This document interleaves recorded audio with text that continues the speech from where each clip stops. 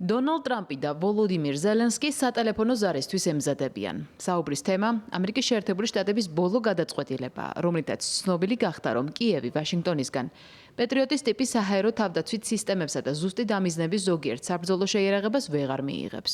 პენტაგონი გადაწყვეტილებას იმით ხსნის, რომ საკუთარ სამხედრო მარაგებზე აქვს აზროვნავი, თუმცა სხვა შეიარაღების მიწოდებას უკრაინისთვის განაგრძობს. თეთრ სახლში ნათლად ითქვა, რომ ეს გადაწყვეტილება ამერიკის ინტერესების პირველ ადგილზე დაყენებას ემსახურება. ეს კი მას შემდეგ, რაც განხილულ იქნა ჩვენს მიერ მსოფლიოს სხვა ქვეყნებისთვის გაწეული სამხედრო დახმარება. ამერიკის შეერთებული შტატების ძალების სიძლიერე კითხვების გარეშე რჩება. თუ გსურთ ამის შესახებ ირანს კითხეთ. ამერიკის შეერთებული შტატების თავდაცვის სამინისტრო კი აგრძელებს პრეზიდენტისთვის მტკიცე შეთავაზებების გაზიარებას, რომლითაც უკრაინის სამხედრო დახმარება უნდა გაგრძელდეს. ამერიკის შეერთებული შტატების ძალების სამხედრო მზაობის პრიორიტეტები პარალელურად დეპარტამენტი აგრძელებს ამ მიზნისკენ სწრაფვას.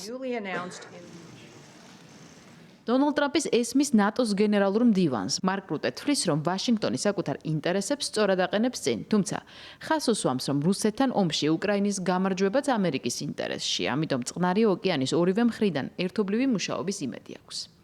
ცნობილია, რომ ევროპისგან 35 მილიარდიან დახმარებას უკრაინა წლის განმავლობაში მიიღებს. ამის პარალელურად კი მოკავშირეები საკუთარი თავდაცვითი ხარჯების 5%-მდე ზრდის პროექტზე იმუშავებენ, რომელიც რუსეთის საგარეო საქმეთა მინისტრმა დაიწუნა. სერგეი ლავროვმა თქვა, რომ ამით ნატოს კოლაფსი გარდაუვალია. თავდაცვის ხარჯების 5%-მდე ზრდა იყო უდიდესი გამარჯვება. საბოლოოდ ევროპაც იმდეს გადაიხდის, რამდენსაც აქამდე შეერთებული შტატები იხდიდა.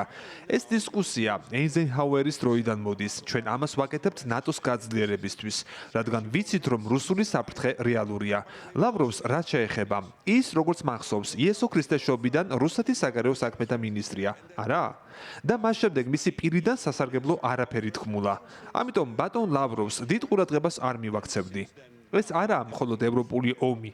უკრაინის მიმართ რუსეთის არაპროვოცირებულ აგრესიაში მას ეხმარება ჩინეთი, ჩრდილოეთ კორეა. ნუ ვიქნებით მიამიტები, რუსეთი იხდის ამ მხარდაჭერისათვის.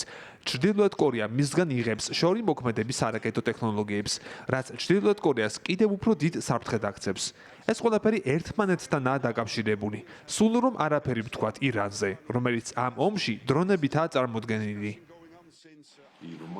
სერგეი ლავროვი პოლონელი კოლეგის ციტატას პასუხობდა, როდესაც ნატოს ხარჯებით დაინტერესდა. კერძოდ, რადოსლავ სიკორსკი მანამდე თქვა, რომ რუსეთის სამხედრო შეიარაღების ახალ შეჯიბრში კრახისთვის იყო განწირული. ლავროვს არ მოეწონა.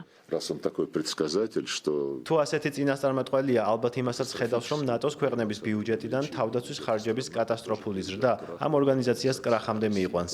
რუსეთი კი, როგორც გასულ დღეებში პრეზიდენტმა ევრაზიული კავშირის სხდომაზე განაცხადა მინსკში, გეგმავს საკუთარი სამხედრო ხარჯების შემცირებას.